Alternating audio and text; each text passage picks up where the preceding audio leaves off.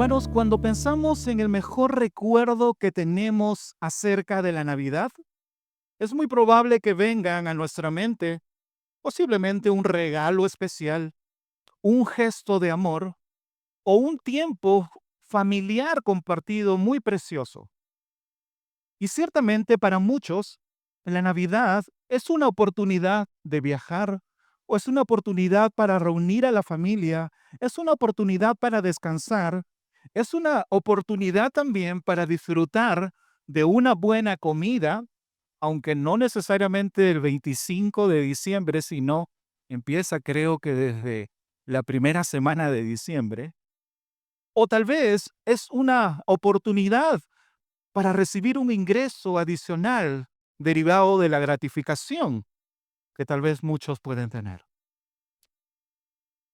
Tal vez otros también resuman la Navidad como un tiempo o como frases como conocidas, tales como la Navidad es amor, la Navidad es paz, y se asume que al menos por esos días todo debe ser perdonado. ¿Es así o no? Sin embargo, para la mayoría de nuestra cultura, la Navidad ha sido reducida a un evento emocional o un evento comercial, donde Cristo queda completamente ausente. Pero si nosotros regresamos al significado mismo de la palabra Navidad, en la terminología que proviene del latín, que es nativitas, significa nacimiento.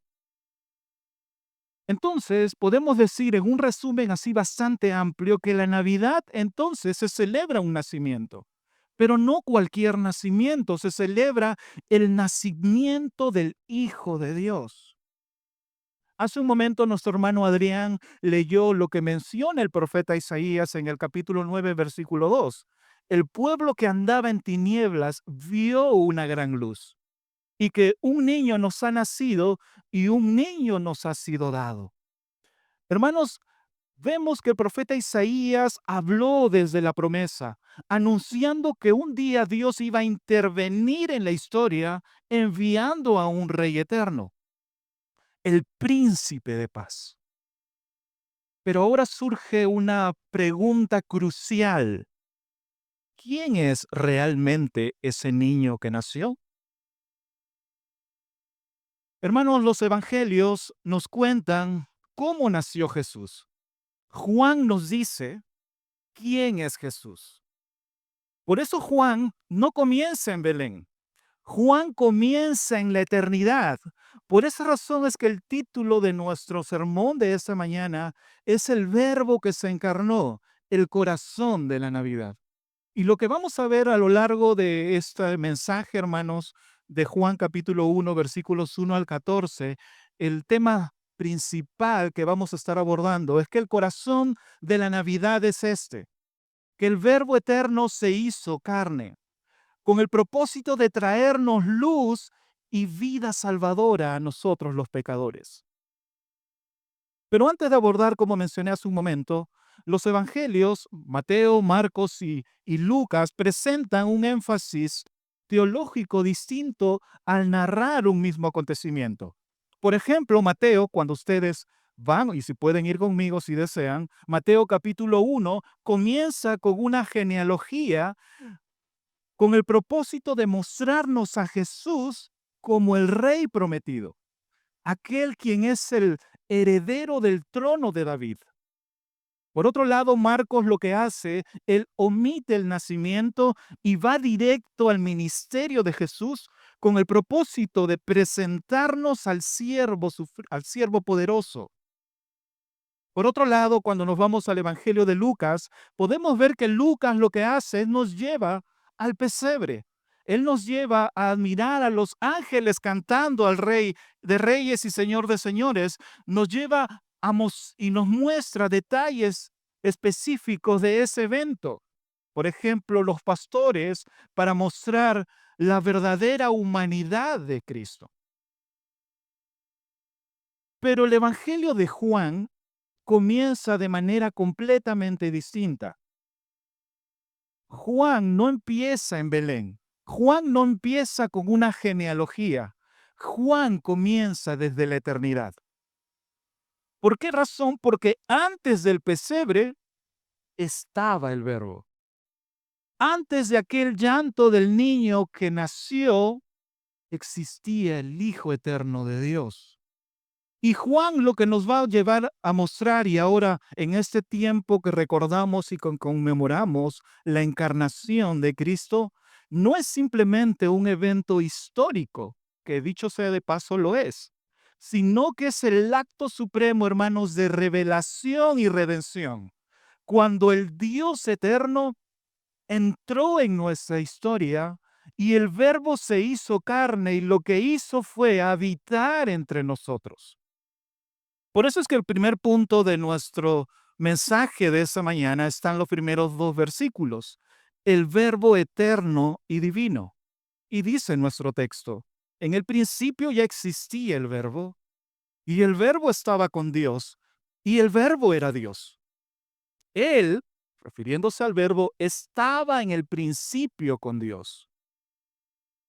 Pero de manera natural, al leer nuestro texto, es muy probable que salga la siguiente pregunta. ¿Quién es el verbo? ¿Y por qué razón Juan está usando esta expresión para referirse a Jesús? Hermanos, como mencioné, Juan lo que está haciendo, está presentando a Jesús.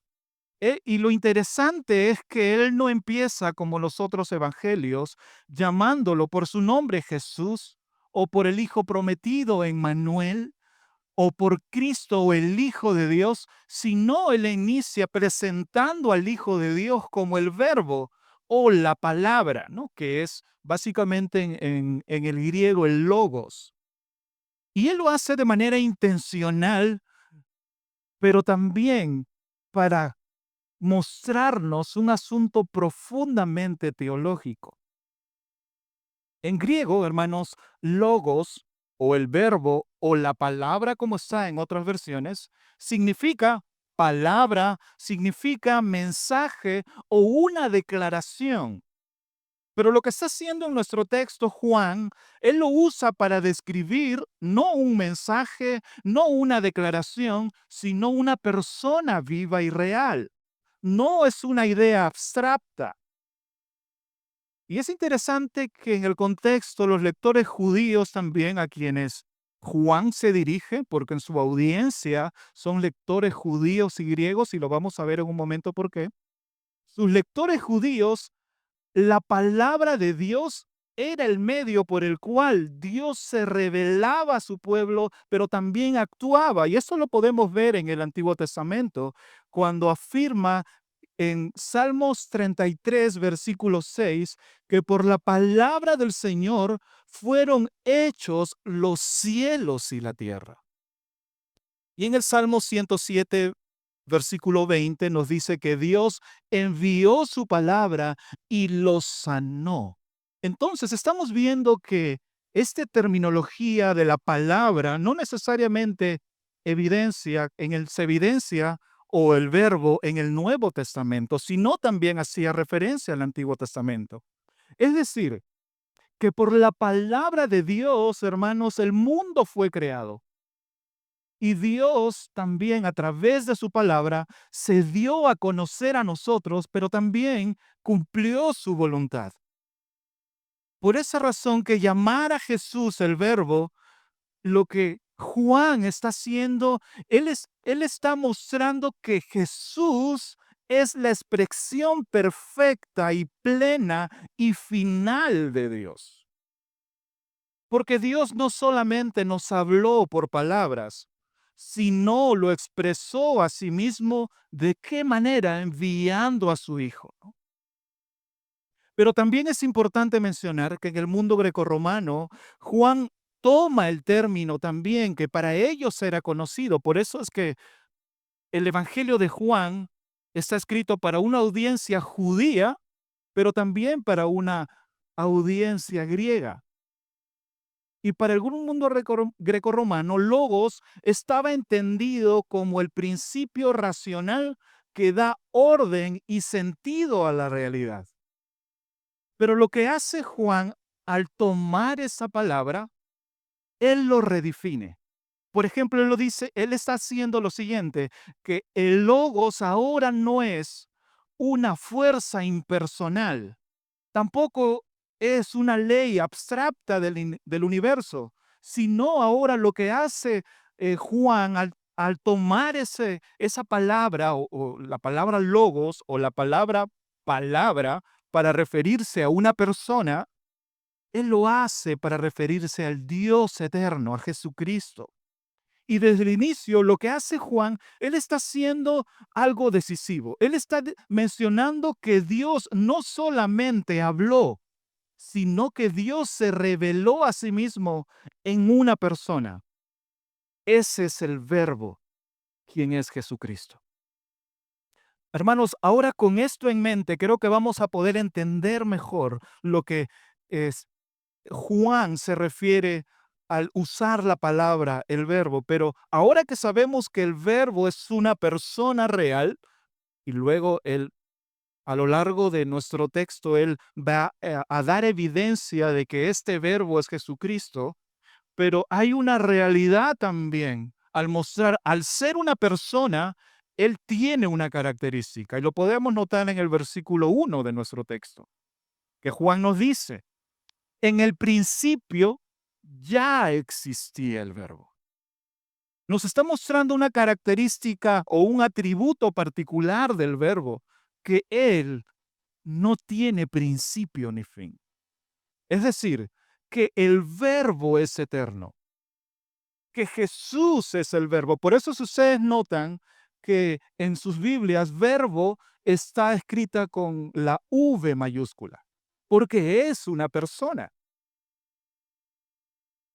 Y es interesante que para referirse a esta persona eterna, lo que hace Juan, él nos lleva al principio de todas las cosas. Si ustedes van conmigo a Génesis capítulo 1, versículo 1, pueden apreciar lo que dice el autor de Génesis al mencionar que en el principio Dios creó los cielos y la tierra. Y lo que está haciendo Juan ahora nuevamente nos está llevando del presente para él y su audiencia, los está llevando hacia el pasado, pero inclusive no desde antes. Para nosotros el pasado es un tiempo específico del tiempo. Por ejemplo, podemos decir, ayer comí arroz con pollo. Estoy hablando de un tiempo específico. Pero lo que hace Juan aquí nos está llevando a un tiempo específico donde se inició el tiempo que nosotros conocemos. Pero lo interesante, hermanos, de esto, cuando Él nos lleva al Génesis, cuando dice en el principio Dios creó los cielos y las tierras, Él establece un puente de manera intencional entre la creación y Cristo. De manera tal que, así como el autor del Génesis nos habla del inicio de todas las cosas que fueron creadas, Juan nos muestra que antes de que todo comenzara, el verbo ya existía. Por eso es que dice en el versículo 1 de Juan capítulo 1, en el principio ya existía el verbo. Y esta misma verdad, hermanos, lo menciona el profeta Miqueas cuando habló del Mesías prometido en Miqueas capítulo 5, versículo 2.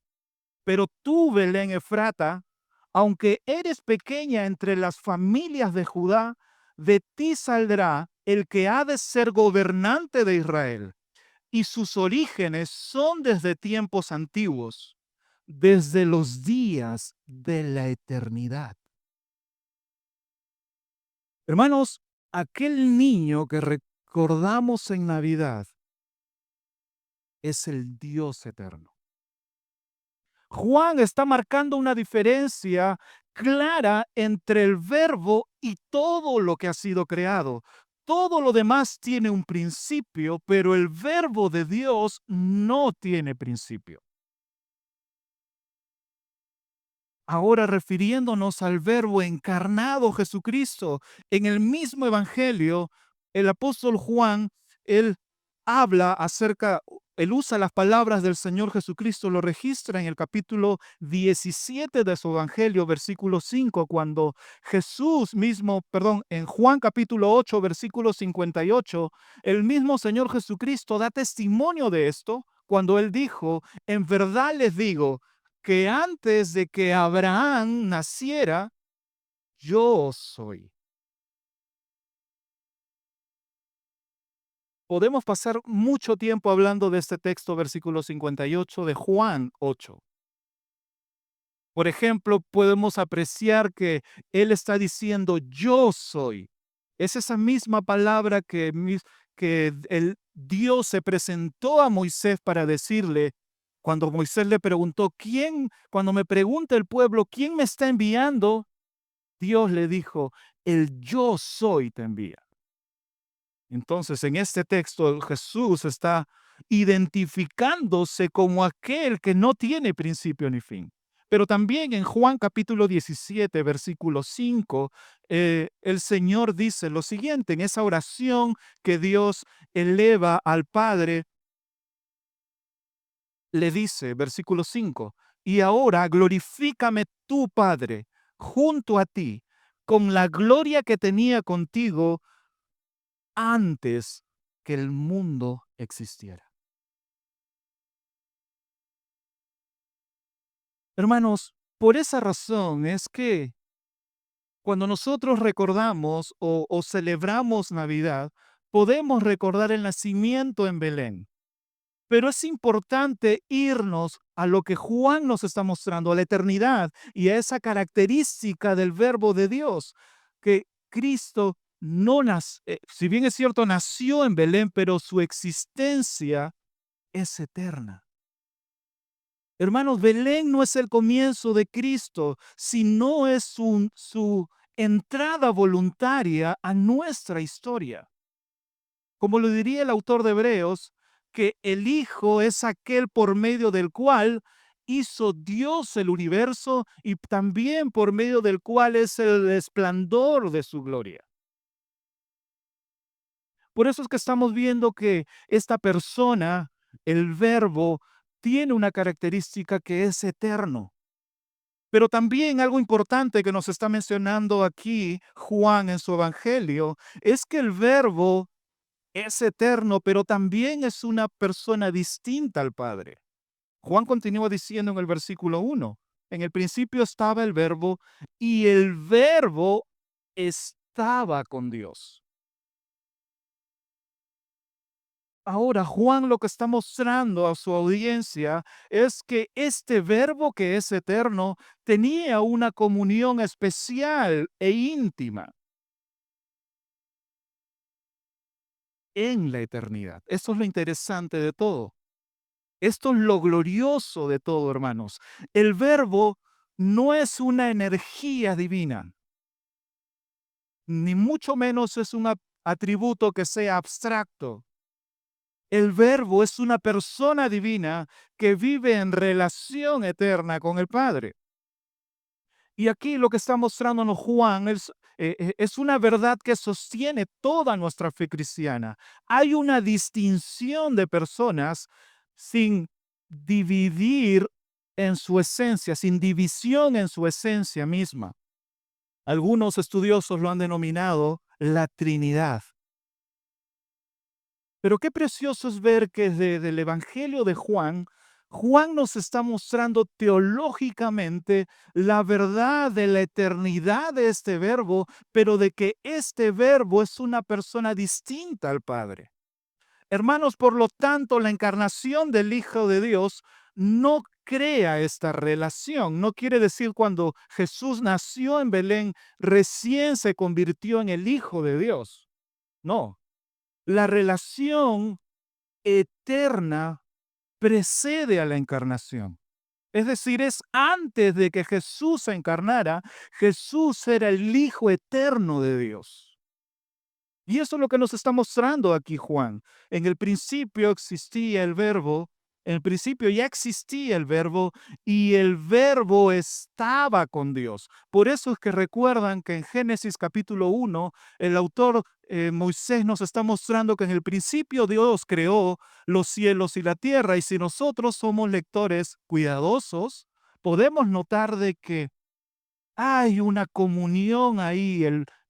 La Trinidad está creando todo para que tenga un principio de todas las cosas, creando el universo, creándonos de manera especial a cada uno de nosotros, pero este Dios trino está creando desde la eternidad, en un tiempo específico.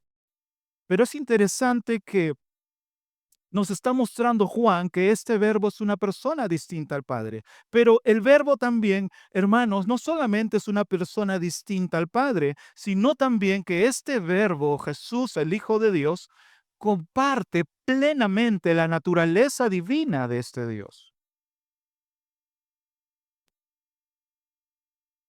Y en nuestro texto, hermanos, podemos encontrar una de las declaraciones cristológicas más gloriosas de toda la Escritura, cuando dice en el versículo 1, y el verbo era Dios. Hermanos, aquí no está usando metáforas, no está exagerando Juan. Juan lo que está afirmando es que el verbo tiene la misma naturaleza de Dios. ¿Recuerdan las palabras de Dios, del Señor Jesucristo? El que me ha visto a mí, ha visto al Padre. Pero también es interesante que Juan no está diciendo que el verbo era un Dios, o tampoco era una criatura que es exaltada como lo creen, por ejemplo, la secta de los testigos de Jehová, ni simplemente un ser divino, ¿no? Sino que Juan lo que está haciendo nos está mostrando al llevarnos a la eternidad, a mostrarnos que este verbo es una persona distinta al Padre, pero que este verbo comparte también la misma naturaleza plena plena, una divina naturaleza plena como la que tiene el Padre. Juan lo que está afirmando ahora en el versículo 2 es: Él estaba en el principio con Dios, confirmando que este verbo es eterno, es personal, pero también es plenamente divino. Mientras estaba preparando, hermanos, y leyendo un poco acerca de este texto, consultando am, algunos textos adicionales para entender mejor el contexto, me encontré con una cita que un autor usó de un padre de la iglesia, Atanasio de Alejandría. Y cuando me refiero a un padre de la iglesia, me refiero a un pastor de los primeros siglos de la iglesia, un maestro de las escrituras de los primeros siglos de la iglesia, ¿no? Atanasio de Alejandría expresó con claridad al momento de defender la fe cristiana primitiva, aquella de la iglesia primitiva del Señor, cuando mencionó, y lo cito, él dijo: el verbo no llegó a ser Dios, él era Dios. Y por eso pudo hacerse hombre sin dejar de ser lo que eternamente es. ¿Qué nos lleva a pensar eso, hermanos? A que cuando en esa concepción divina, donde no hubo intervención humana, Jesús, el verbo de Dios, era completamente divino. No quiere decir de que en la medida que este hombre, Jesucristo el Verbo, el Hijo de Dios, fue creciendo, recién fue tomando y adoptando mayor poder. No, él ha sido, él es completamente divino desde el principio. A veces tenemos la concepción en Navidad de recordar al pequeño bebé que nació en Belén.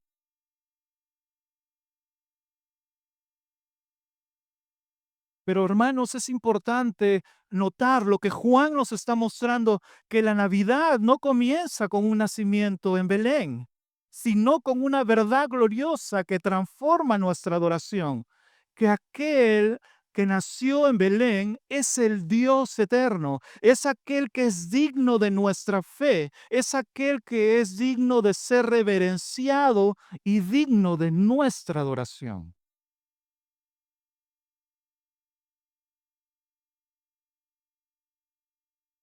Me voy a quedar corto al mencionar tantas cosas que me gustaría decir de este texto, pero hermanos, qué precioso es saber que tu historia y mi historia tuvo un principio, pero no está escondido detrás de una historia sin, sin ninguna, ningún objetivo, ningún propósito escondido.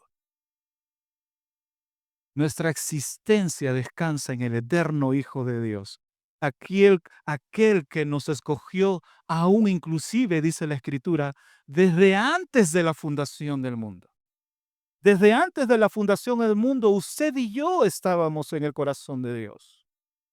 Pero esto no nos tiene que llevar a exaltarnos, más bien a humillarnos delante de Dios, porque si vemos a nosotros, pues uno puede decir, no soy digno de haber sido escogido por Dios. Pero por gracia y misericordia de Dios, esto no es por mérito nuestro, sino por la obra gloriosa del Verbo de Dios. Pero también podemos ver, y Juan nos ayuda, nos quiere llevar y nos muestra que no solamente este Verbo es eterno y divino, sino también que el Verbo es creador y dador de la vida. Eso es nuestro segundo punto del mensaje de esta mañana. Y podemos verlo en los versículos 3 al 5. En primer lugar, Juan nos está llevando a mostrar que el verbo es el agente de la creación. Versículo 3. Todas las cosas fueron hechas por medio de él, y sin él, nada de lo que ha sido hecho fue hecho. Hermanos, aquí Juan está diciendo algo absolutamente claro, que Cristo es el agente de la creación. No hay nada que existiera fuera de su poder. Y esta verdad que nos transmite también Juan, lo podemos ver cuando el apóstol Pablo escribe su carta a los colosenses. En Colosenses capítulo 1, versículos 16 al 17, y esa es la última serie que pasamos hace algunos meses, donde Pablo escribe mencionando, porque en él, refiriéndose a Jesús, fueron creadas todas las cosas, tantos en los cielos como en la tierra, visibles e invisibles, ya sean tronos o dominios o poderes o autoridades. Todo ha sido creado por medio de Él y para Él. Y Él es antes de todas las cosas, y en Él todas las cosas permanecen. Entonces, esa misma verdad de que Jesús es el creador, el verbo es el agente de la creación, como nos está mencionando Juan en su evangelio, también esa misma realidad lo muestra el apóstol Pablo. Hermanos, sí es importante también que podamos ver que esto excluye cualquier idea del que el verbo forme parte de la creación. Él no forma parte de la creación. Él es el creador de todas las cosas. Aunque para nosotros esto puede ser una verdad fundamental, que lo es, pero es importante, hermanos, que nosotros estemos anclados firmemente en esta verdad. Hoy en día se escucha muchos. En el bus, en la calle, alguien que te para y te dice, por ejemplo, quiere entregarte un folleto, ¿no? O que están en los parques ahí con varios folletos en exhibición, ¿no? O alguien que te para y te pregunta, ¿sabías que Dios tuvo una esposa?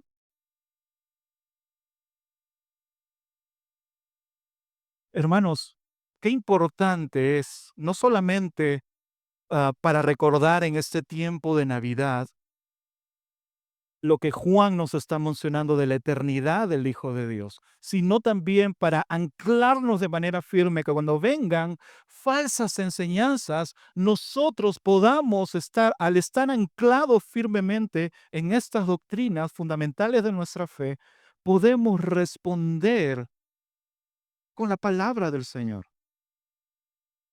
Jesús no es parte de la creación. Jesús es el creador soberano de todas las cosas. Por medio de Él y para Él, dice Juan, fueron creadas, sean tronos, dominios, poderes o autoridades.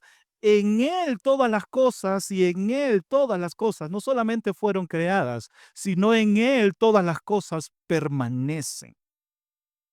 Usted y yo estamos aquí ahora por la gracia de Dios, bien, aunque algunos estamos así como que por ahí ya con algunos dolores, pero es porque Él nos sostiene. No es porque seamos deportistas, tal vez, o porque tengamos una buena alimentación, aunque es propia de nuestra buena administración del cuerpo que no nos pertenece y que el Señor nos ha dado. Pero no depende ni siquiera de ese cuidado, sino de Dios. Pero también, regresando ahora nuevamente a nuestro texto, Juan nos muestra que el verbo es la fuente de la vida, pero también el verbo es la luz para todos los hombres. Versículo 4. Juan añade, en él estaba la vida y la vida era la luz de los hombres. Ahora, lo que está haciendo Juan, él está pasando de la creación, un tiempo específico de nuestra historia, ahora está pasando hacia la redención. Hermanos, porque en Cristo no solamente hay existencia, sino hay vida verdadera. Él dijo, yo soy el camino, la verdad y la vida. Y Juan está usando unos términos para llevarnos igual al principio de todas las cosas. Él dice, en él estaba la vida y la vida era la luz de los hombres. Hermanos, la luz que Juan nos está mostrando aquí es la revelación de Dios que está exponiendo el pecado y que ofrece salvación. No es que el verbo contenga vida y luz, sino que el verbo es la vida y es la luz de todos los hombres. Y Juan, en el capítulo 10, versículo 10 de su evangelio, él menciona una verdad también importante. Él dijo, el Señor Jesucristo, perdón, el ladrón solo viene para robar, matar y destruir. Pero yo he venido para que tengan vida y para que la tengan en abundancia. Pero Juan luego añade, regresamos a nuestro texto de Juan capítulo 1. En el versículo 5 él añade diciendo, que la luz brilla en las tinieblas y las tinieblas no la comprendieron. Estoy leyendo en la versión, la Nueva Biblia de las Américas. Pero quiero leer el mismo texto ahora en la Biblia textual, cuarta edición. Y la Biblia textual en la cuarta edición lo traduce de esta manera. La luz resplandece en la tiniebla y la tiniebla no pudo extinguirla. La luz resplandece en la tiniebla y la tiniebla no pudo extinguirla. Si mal no me equivoco, la versión de la Reina ah, Valera del 60 dice, y las tinieblas no pudieron contenerla. ¿A quién? A la luz. Hermanos, y el lenguaje que está usando aquí Juan, él está mostrando que las tinieblas, está haciendo referencia a que las tinieblas simbolizan el pecado, la rebelión, la muerte. Pero Juan, luego de mencionar esto, él declara una verdad gloriosa, que las tinieblas no pueden vencer la luz. o no pudieron extinguirla, como menciona la Biblia textual en ese texto. Hermanos, si las tinieblas no pudieron contener al Verbo de Dios, ni siquiera nuestro rechazo al Verbo de Dios podrá contenerlo. Ni siquiera la cruz pudo contener al Verbo de Dios. Ni siquiera la tumba apagó esa luz verdadera. Hermanos, si te pregunto, si la luz vino al mundo, entonces, ¿cómo respondió al mundo esa luz? Lo encontramos en los siguientes versículos, versículos 6 al 13, donde Juan nos muestra ahora el verbo que fue rechazado, pero también este verbo que fue recibido. Y es precioso ver que en medio de ese proceso el Padre, la Trinidad está operando y nos muestra que Dios levanta testigos para señalar a Cristo. Versículo 6. Vino al mundo un hombre enviado por Dios, cuyo nombre era Juan. Este vino como testigo para testificar de la luz, a fin de que todos creyeran por medio de él.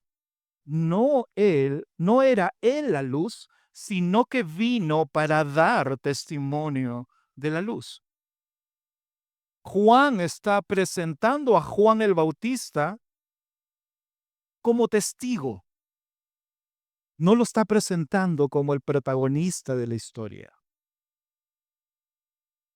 Esto es importante para que nosotros en este tiempo de celebración podamos recordar, hermanos, que la Navidad no se trata de mensajeros, sino del mensaje encarnado, o dicho usando el término de Juan, del verbo encarnado o de la palabra encarnada, quien es el Hijo de Dios. Y el propósito de este mensajero es claro.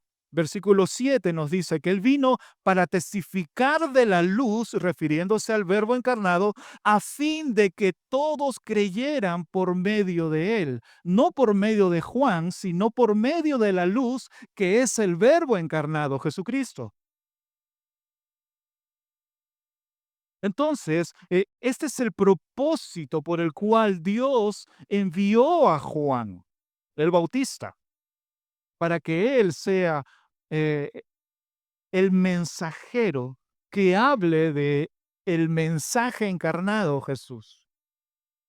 Y esto es lo que nosotros tenemos que tener en mente, hermanos, cuando estamos sentados celebrando, de repente repartiendo el regalo, compartiendo en la cena de Navidad, recordar que la Navidad no es solamente un niño que estuvo en Belén, sino que es el Verbo eterno, que es el Hijo eterno de Dios, pero también que es el mensaje encarnado de Dios, que es la palabra de Dios. Pero Juan nos muestra también un contraste em, de esta luz. Versículo 9, que la luz es eterna, que la luz eterna y verdadera fue rechazada. Versículo 9. Existía la luz verdadera que a venir al mundo alumbra a todo hombre. Versículo 10. Él estaba en el mundo y el mundo fue hecho por medio de él y el mundo no lo conoció. A lo suyo vino y los suyos no lo recibieron. Luego de declarar acerca de este verbo eterno divino que la luz, que las tinieblas no pudieron contener, ahora nos está mostrando, hermanos, una de las tragedias más grandes de toda la historia de la humanidad, que el Creador fue rechazado por su creación. Hermanos, el Mesías prometido fue rechazado por su propio pueblo. Y la Navidad no solo nos revela la gracia de un Dios, del Dios, sino que también nos muestra la encarnación de Jesús, la dureza del corazón humano. Y es evidente lo que está mencionando Juan, versículo 11, a lo suyo vino y los suyos no lo recibieron. Pero esta misma verdad de que nos muestra la dureza del corazón humano lo hace el mismo Jesús, ahora en el Evangelio de Mateo, capítulo 21, versículo 42. Jesús les dijo: ¿Nunca leyeron en las Escrituras la piedra que desecharon los constructores, esa en piedra angular se ha convertido? Esto fue por parte del Señor y es maravilloso a nuestros ojos.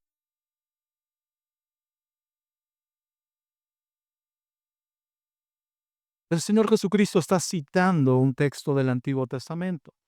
La piedra que desecharon los constructores ahora se ha vuelto en una piedra angular, la piedra principal donde se sostienen todas las cosas. La palabra, el Verbo encarnado, Jesús. Es por medio de Él, hermanos, que nuestra vida es sostenida plenamente. Porque a veces solamente vamos a Él cuando necesitamos algo o estamos pasando un tiempo difícil. Y ahora sí, necesitamos al Verbo eterno, al Dios encarnado. Pero Él está presente en todo momento y en cada etapa de nuestra vida.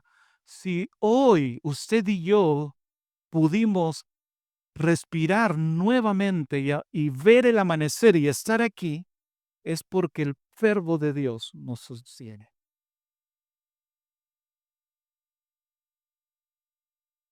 Y Juan nos está mostrando que el Verbo eterno fue rechazado, que su pueblo lo rechazó.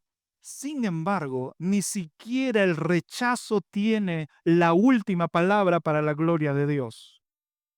Versículos 12 al 13, Juan nos está mostrando que el Verbo es recibido por fe, pero también nos da una nueva identidad. Versículo 12. Pero a todos los que lo recibieron les dio el derecho de llegar a ser hijos de Dios, es decir, a los que creen en su nombre, que no nacieron de sangre, ni de voluntad de la carne, ni de la voluntad del hombre, sino de Dios.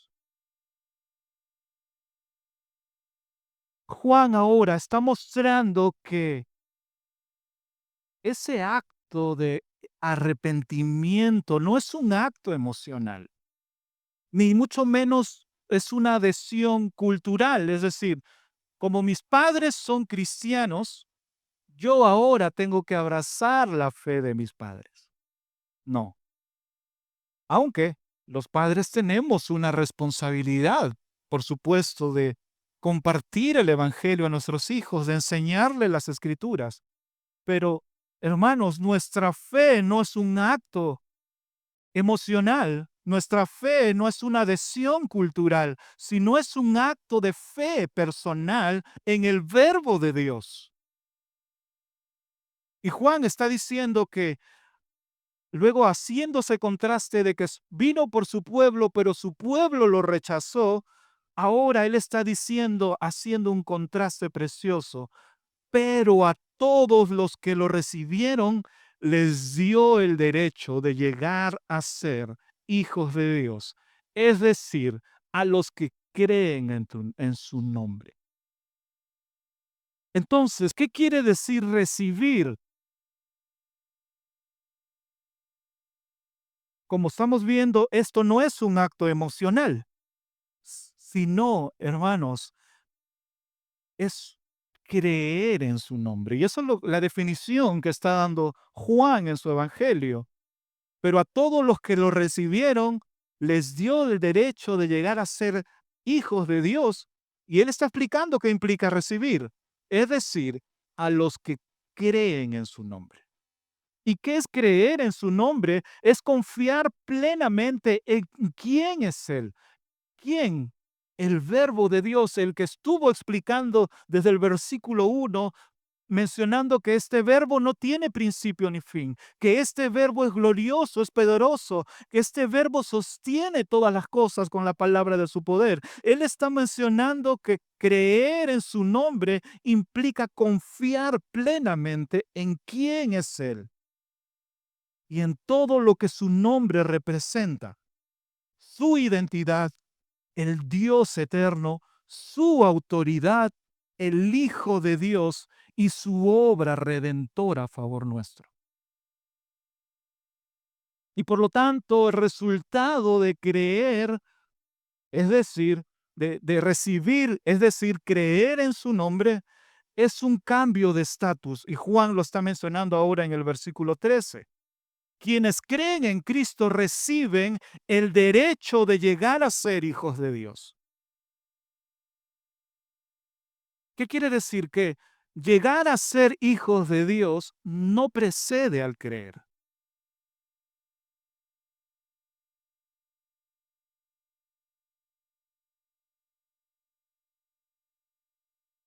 Perdón, precede al creer. Él está mencionando que todos nosotros, Él nos llevó, Juan, al principio de todas las cosas. Él nos dijo que todos hemos sido creados por Dios porque el verbo de Dios es el creador de todas las cosas. Pero Él nos dice ahora, para llegar a ser hijos de Dios, tiene que suceder algo. Y existe un cambio de estatus al reconocer su identidad, su autoridad y su obra salvadora a mi vida.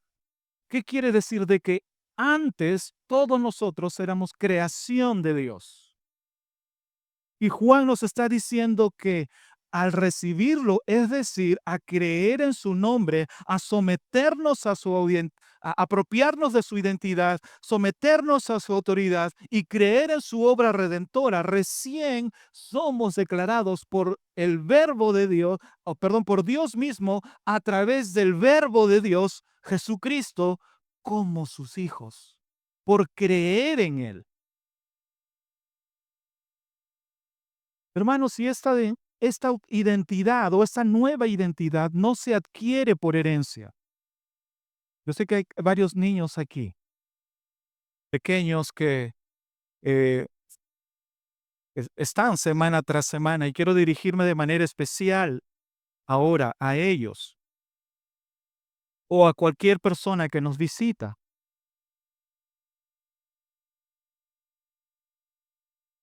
La nueva identidad en Cristo no se adquiere por herencia, ni por la fidelidad de tus padres. Y gloria a Dios si tus padres son fieles a Dios. Y aún cuando nosotros no somos fieles, dice la Escritura, que Dios permanece fiel, porque Él no puede negarse a sí mismo. ¿Qué quiere decir? Que la autoridad de Jesús no depende de la fidelidad de mis padres, ni tampoco la salvación depende de una herencia que se nos es otorgada a través de la fe de nuestros padres. No, no se adquiere por herencia, ni por esfuerzo humano, ni tampoco por decisión emocional o religiosa. Juan lo deja en claro ahora al mencionar en el versículo 13 de nuestro texto. Voy a leer desde el versículo 12.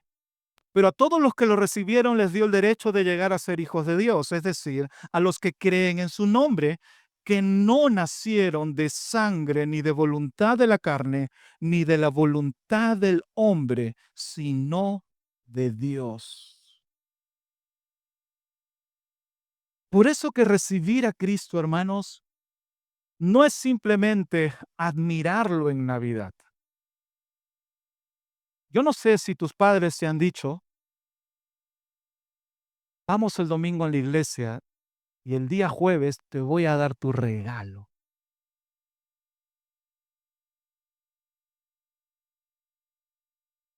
Pero gloria a Dios que estés aquí, para que escuches la verdad y la gloria de la Navidad, para que escuches el corazón de la Navidad. Y esto es que el Verbo se encarnó, que el Hijo de Dios se hizo carne, para que ahora tú y yo podamos ser salvos por medio de Él. Qué gloriosa realidad, hermanos. Qué glorioso que podemos ver que Juan ahora nos está diciendo que creer en Él con fe salvadora produce un nuevo nacimiento, no en nuestra fe en sí misma en Él, sino en su obra gloriosa, que ahora se nos es adjudicada por nuestra fe en el Hijo de Dios, que no descansa en nosotros, sino completamente en la gracia soberana de Dios, como lo afirma el apóstol Pablo cuando escribe su carta a los Efesios en el capítulo 2, versículos 8 al 9, que por gracia ustedes han sido salvados por medio de la fe. Y esto no procede de ustedes, sino que es un don de Dios, no por obras, para que nadie se gloríe. Por lo tanto, Navidad no es solo un anuncio de un nacimiento en Belén, sino anuncia la realidad de un nuevo nacimiento para pecadores, no por mérito propio, sino por gracia en el Verbo, el Hijo de Dios encarnado. Ahora, ¿cómo fue posible que el Dios eterno se acercara a pecadores como nosotros? Lo que Juan ahora va a hacer nos va a conducir al clímax de su prólogo en el Evangelio de Juan, capítulo 1, en nuestro texto, donde nos va a permitir admirar, al contemplar el milagro más glorioso de la Navidad. Y eso es nuestro cuarto punto, y que es el título, dicho sea de paso, de nuestro sermón. El Verbo se hizo carne, el corazón de la Navidad. Versículo 14. El Verbo se hizo carne y habitó entre nosotros, y vimos su gloria, gloria como la del unigénito del Padre, lleno de gracia y verdad. Discúlpeme, pero me permito hacer un breve paréntesis. Es de este texto donde se derivó el nombre de esta iglesia.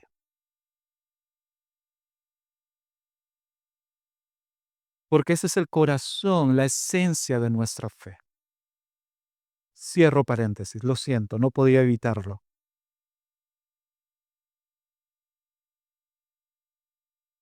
Hermanos, luego de haber hablado acerca de toda la eternidad del Verbo de Dios, luego de haber hablado y descrito de manera gloriosa su obra creadora, su luz, que Él vino por los suyos, pero su pueblo lo rechazó. Sin embargo, todos aquellos que creen en su nombre serán declarados y pueden llegar a ser hijos de Dios.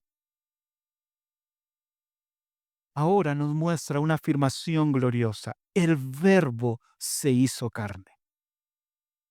Y este es el corazón de la Navidad.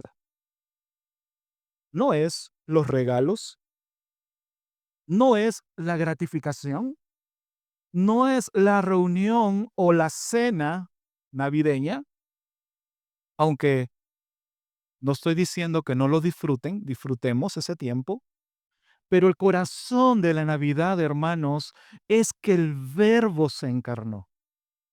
Dios asumió una verdadera humanidad. Dice que el Verbo se hizo carne, versículo 14, pero ese Verbo habitó entre nosotros. Juan dice que el Verbo se hizo carne. Él no está hablando de ninguna apariencia ni de una ilusión.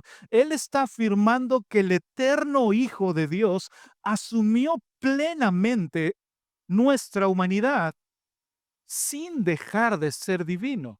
Porque hemos visto, y Juan ya se encargó de explicarnos en los versículos anteriores, la divinidad del Hijo de Dios. Ahora podemos entender por qué el Hijo de Dios nos entiende.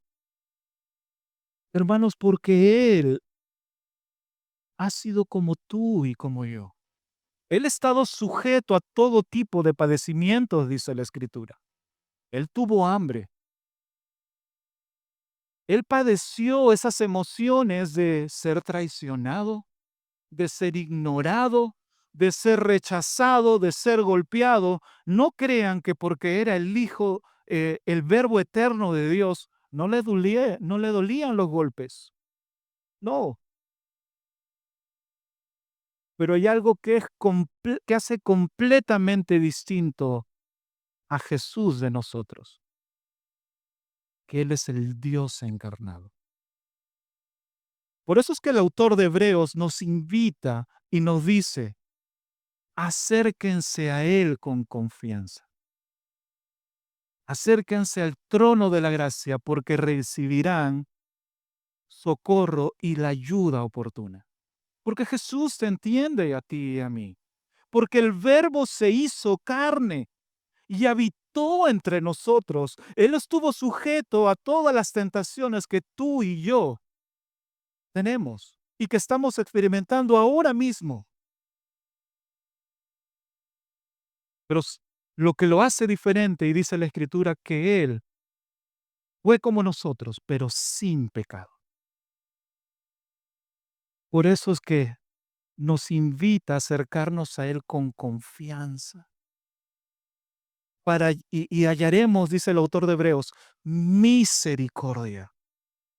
¿Qué hacemos confiando en nosotros mismos? ¿O en las circunstancias? ¿O en mis emociones? ¿O en el dolor que ha causado, ha derivado el pecado de otros en mi vida? En Él, en el Verbo de Dios, son hechas todas las cosas nuevas, hermanos. Y ese es el corazón de la Navidad. Hebreos 2:14 nos dice, por cuanto los hijos participan de carne y sangre, Él también participó de lo mismo. Hermanos, Cristo no vino como un espíritu, Él vino como para ser un intermediario entre Dios y los hombres. Él fue un verdadero hombre con cuerpo, con mente, con voluntad, pero sin pecado. Juan añade ahora, este verbo habitó entre nosotros y lo que está haciendo ahora y es más notorio cuando lo vemos en el idioma original, en el griego, literalmente lo que está diciendo Juan aquí es que ese verbo eterno puso su tienda con nosotros. Tal vez uno puede, ahora no lo entendemos quizá como era antes, pero en el Antiguo Testamento recuerdan que Dios descendía en su pueblo en el tabernáculo. Pues ahora esa misma figura es la que nos está trayendo Juan ahora. Ahora es que el verbo encarnado, el verbo, el Hijo de Dios, ahora habita en medio de su pueblo, pero ya no de manera física.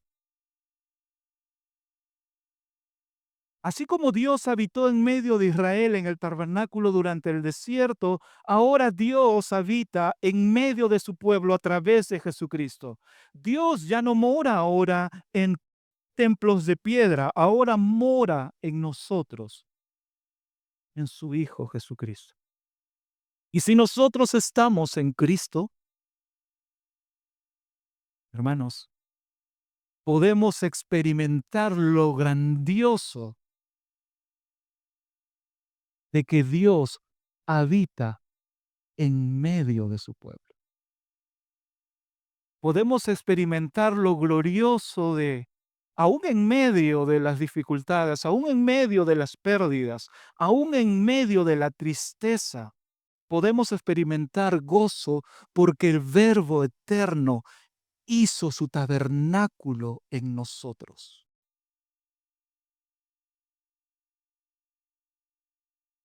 Por eso es que Juan ahora responde en adoración diciendo, versículo 14, también el mismo texto, y vimos su gloria, no una gloria lejana, no una gloria inalcanzable, sino ahora una gloria que es accesible y que es revelada en la humanidad del Hijo de Dios. Hermanos, la gloria de Dios ahora ya no está oculta tras un velo, ni oculta a través solamente habitando en un tabernáculo o un templo, sino ahora esa gloria de Dios ha sido revelada en Cristo para que todos aquellos que creen en Él no se pierdan, sino que tengan vida eterna.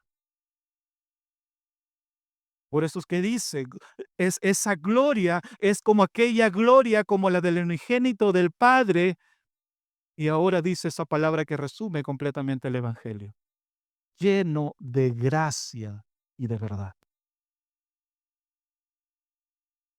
El predicador inglés Charles Spurgeon, al reflexionar acerca de la encarnación del Hijo de Dios, él dijo lo siguiente: que Dios descendió para que el hombre pudiera ser levantado. El Hijo de Dios se hizo hijo del hombre para que los hijos de los hombres pudieran llegar a ser hijos de Dios.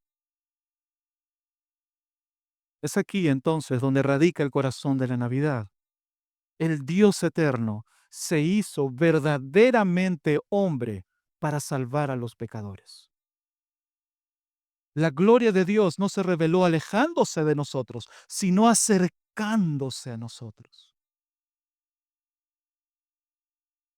No había absolutamente nada bueno en nosotros, ni la hay, para que nosotros nos pudiéramos ver atractivos delante de Dios. Para que Dios voltee y nos diga: ahora, por cómo eres tú, por todo lo que tú has hecho ahora, yo te adopto como hijo mío. No, todo recae en la obra eterna y gloriosa, en la obra de el Hijo eterno de Dios, que se hizo hombre para salvar a los pecadores como tú y como yo. Hermanos, y después de contemplar la gloria de estos textos, quiero invitarlo a que podamos hacer una pausa y preguntarnos si todavía después de todo lo que Juan nos ha explicado aquí, nos preguntamos, ¿realmente todo esto es verdad? Si el Verbo eterno se hizo carne, si Dios habitó entre nosotros, si su gloria se manifestó en gracia y verdad, ahora, ¿cómo nosotros debemos responder ante esto?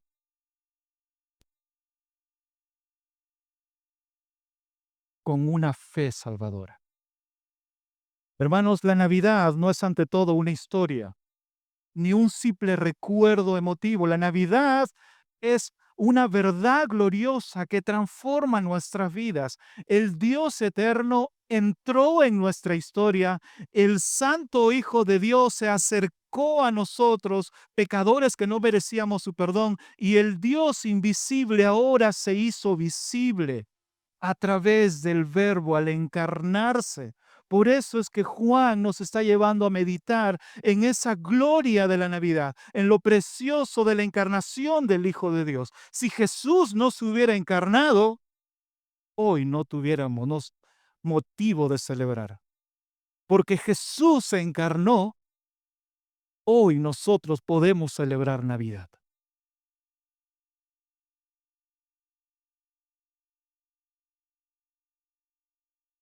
Hermanos, el Verbo se hizo carne para todos aquellos quienes estábamos alejados de Él, ahora fuéramos cercanos por medio de Él.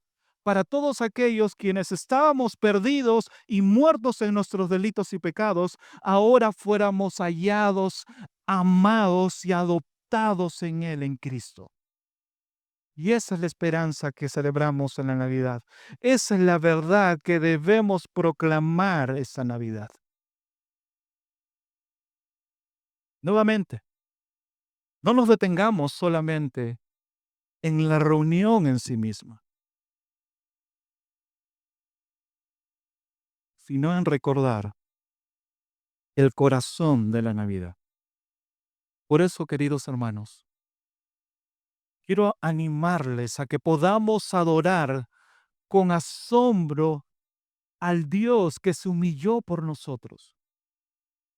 Que al momento de celebrar esta Navidad lo hagamos con un corazón centrado en el Verbo de Dios, en Cristo.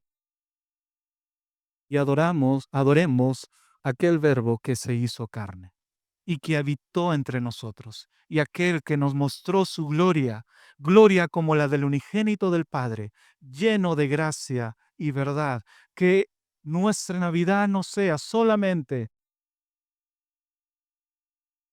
una fecha que esté marcada con rojo en nuestro calendario, sino que sea una vida marcada por la humillación, por la obediencia y por la reverencia a aquel quien es digno. Y si usted nos acompaña ahora, que nos acompaña ahora, y no ha experimentado ese encuentro con Jesús, como hemos visto que si las tinieblas no pudieron contener al Hijo de Dios, tu rechazo al Hijo de Dios tampoco puede contenerlo. Pero déjame decirte algo, que hoy esa luz que vino al mundo continúa brillando. Y el Verbo se hizo carne para darte vida y para darte una nueva identidad en Cristo. ¿Seguirás rechazándola? No se trata de tradición, no se trata de emoción o religión. Se trata de confiar en Cristo y acercarte a Él en arrepentimiento y fe. Y quiero terminar con las palabras de Juan. Esas palabras que nos llenan plenamente de esperanza. A todos los que lo recibieron, a los que creen en su nombre, les dio el derecho de llegar a ser hijos de Dios. Ven a Cristo, porque fuera de Él no hay salvación. Oremos. Padre,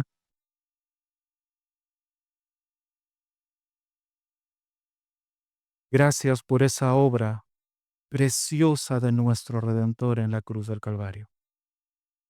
Que no somos dignos, así como dijo Juan el Bautista, ni siquiera de desatar su calzado, que no somos dignos ni siquiera de mencionar su nombre, pero aquel Verbo eterno se hizo cercano a nosotros, para que nosotros no solamente podamos ver su gloria, sino experimentar su gloria por su obra completa y suficiente a favor de nosotros. Perdónanos, Señor, porque tal vez teníamos expectativas equivocadas de este evento. Quizás en nuestra mente estaba llena de, tengo que comprar un regalo. Ahora, ¿qué regalo voy a recibir? Ahora que ha llegado mi gratificación, empezamos a planear. Perdónanos, Señor, por eso. Antes de detenernos y contemplar el corazón de la Navidad. Padre, permite que mientras estemos celebrando en familia, podamos recordar lo grandioso de tu obra.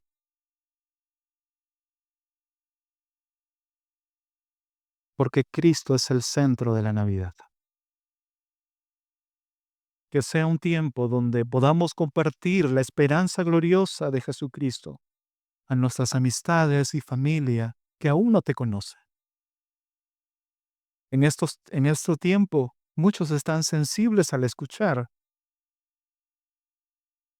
que podamos aprovechar para la gloria tuya cada oportunidad que nos das de compartir el mensaje de salvación, porque el Verbo se hizo carne y habitó entre nosotros, y vimos su gloria, gloria como la del unigénito del Padre, lleno de gracia y de verdad. Que esa gracia que hemos recibido en Cristo y la verdad que es Él, pueda alumbrar, Señor, nuestras mentes y corazones al recordar diariamente tu obra gloriosa a favor nuestro. Gracias por este tiempo que nos has permitido escuchar tu voz a través de tu palabra. Que sea nuestro Señor, nuestro Redentor, aquel en que estemos meditando y sometiéndonos diariamente. Ayúdanos, Señor, porque necesitamos de ti. Que alguien, Señor, hoy, que ya ha escuchado vez tras vez este mensaje, pero todavía no dobla sus rodillas a ti, que hoy puedan ver a Cristo distinto. Que puedas darles, Señor, ojos para ver y oídos para escuchar. De tal manera de que puedan apropiarse de este texto de que a todos los que lo recibieron, a los que creen en su nombre, les dio la potestad de ser hechos hijos de Dios. Que podamos descansar en esa obra completa y suficiente de nuestro Redentor. Y en su nombre oramos esta tarde, y para la gloria de Cristo.